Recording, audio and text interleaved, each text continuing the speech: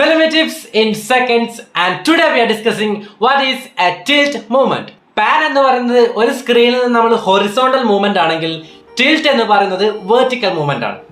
അതായത് നമ്മൾ ക്യാമറ ഒരു ട്രൈപോഡിലോ അല്ലെങ്കിൽ ഏതെങ്കിലും ഒരു സ്ഥലത്ത് ഫിക്സ് ചെയ്ത് വെച്ചതിന് ശേഷം vertically up or vertically down camera move ചെയ്യുന്ന സമയത്ത് കിട്ടുന്ന മൂവ്മെന്റ് ആണ് ഒരു ടിൽറ്റ്.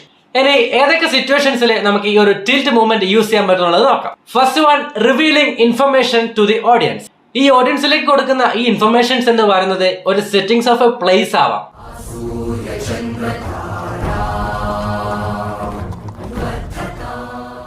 സ്കെയിൽ ആവാം,